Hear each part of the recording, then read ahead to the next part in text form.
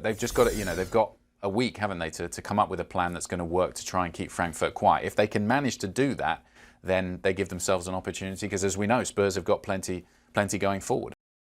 I suppose a fair result, and Spurs will probably take that, but they're going to have to do certainly better than that in the away leg against Frankfurt next week. That's right, they're away for the second leg of this match. So what's their record at home versus on the road? Well, at home they've got 4 wins and 2 draws, versus on the road where they have 2 wins, 1 draw, and 2 losses. They've scored 13 goals at home versus 8 on the road, and they've let in 8 on the road, while they've had 4 scored on them just at home. Now let's take a listen to thoughts from Tottenham's side. We'll hear from goal scorer Pedro Porro and manager Ange Postecoglou. Take a listen.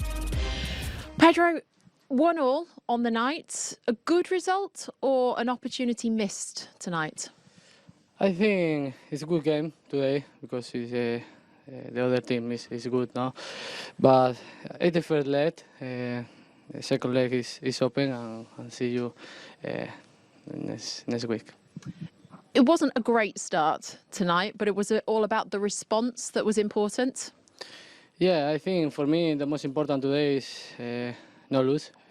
But my feeling for the team, for the fans, I want the victory today, but it's not possible. It's okay. Next week is the new game, new opportunity, and get going. A highlight of the game has to be your goal. The big smile comes over your face there. Talk to us about that finish. Was it instinctive? Did you plan it? Did you know that's how you were going to do it, the back heel? No, I'm happy in the game, but yeah, I'm happy because the first goal for my baby, this is amazing, and yeah. But I missed the victory today. I speaking before, but I see you next week. I get going for the team, for the fans. Yeah, this. All right. Positive though for next week that you can turn this around and bring it home. Yeah, of course. Every day in the training, in the games, this is the most important for the team. Pedro, thank you. Thank you so much. Good night. Obviously, yeah, the result is not exactly what we wanted, but I thought the performance was very good. They obviously scored early, which made it. It wasn't a great start for us, but I thought, after that we scored a good goal, and second half totally dominated. Could have had 3 or 4. Small margins sometimes in football, but. I think if we can perform like that next week, we give ourselves a chance. What is your perspective on that next week with that fans, that atmosphere in Frankfurt? Yeah, looking forward to it. I thought our fans were great tonight, and I'm sure they'll get behind Frankfurt. But I feel like if we can perform like we did tonight over there, and there's no reason why we can't. Like I said, we'll give ourselves a chance. Let's see. Thank you very much, Ange.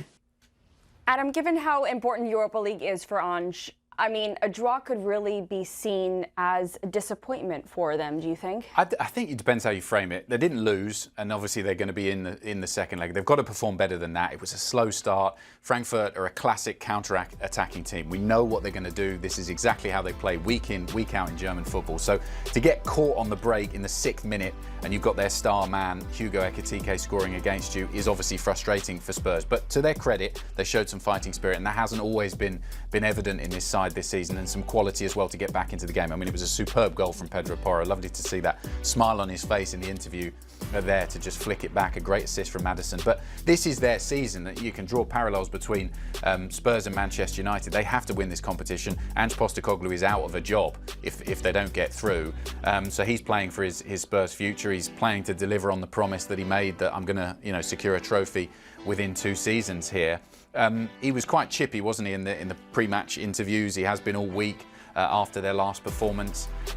Some of the points that I think he made in those interviews were potentially fair, and sometimes you're thinking, okay, well, this looks like a manager who's really under pressure.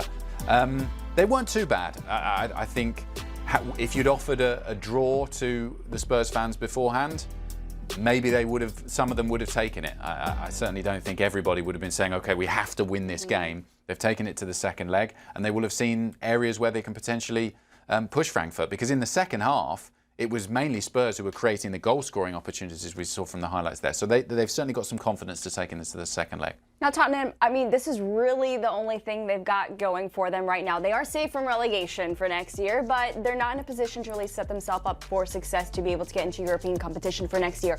So this is the biggest thing for them to focus on. How do you think Ange Postecoglou will, what do you think he'll focus on going into that second Well, leg? I think that this, as I said, this is their season. Not going to worry about the next games in the Premier League. It really is about trying to come up with a tactical plan that's going to work against Frankfurt in that second leg next week. They've got Wolves on Sunday in the Premier League. I mean, Wolves obviously are battling relegation. They're going to be really up for that game, but I think Spurs are looking past that to the second leg. And it's just so important that they are able to deal with that counter-attack from Frankfurt, because we know it's coming. That's the way they play. Ekitike is the main forward man now that Marmoush has left, and everything positive going forward goes through him. So if you can keep him quiet. And that's why I was a bit surprised, because Mickey van der Ven was back in the side for Spurs, and a lot of the times that they've been really solid this season defensively, it's when van der Ven has been playing. So I was a bit surprised that they were able to concede, or they did concede so early against Frankfurt. But they've just got to, they've got a week, haven't they, to come up with a plan that's going to work to try and keep Frankfurt quiet. If they can manage to do that, then they give themselves an opportunity, because as we know, Spurs have got plenty going forward. I mean, you've got Son was in form again, Maddison with that great assist. So if they can try and be tight at the back, then they give themselves a chance in that second leg. You spoke about Ekitike taking over from Omar Marmoush. They were trying to figure out how they would, fill that void for Frankfurt. Do you feel that he's been able to rise up to the level of that you would have wanted to see? Oh, so he's done superbly well. The question marks were over his head. So much of their good play earlier on in the season was because of those two playing together, and it can be very difficult when we're not going back to the old school days of a number 9 and a number 10. Football's moved on from that, but this was a true partnership going forward. When Marmoush was playing well and when Ekitike was playing well, they scored goals, they assisted goals, and they were a great partnership. And often we've seen it in the past where strikers or attacking forward players, when their partner leaves, they really suffer. And it took him a little while. You could see in those first few games after Marmoush had gone to Manchester City, he was figuring out how to play in this system where he is the lone guy up front. He's not got Marmoush, all of that energy and forward play around him. But he's done really well since then, and I think he's proving to European football that he's more than just the partnership with Marmoush. He can do it on his own. Yeah. Heading into the second leg, what are we expecting out of this one? I think it's going to be a close game. I would say Frankfurt are the favourites. They've obviously done really well in this competition in the past. This is their third quarter-final in 6 seasons.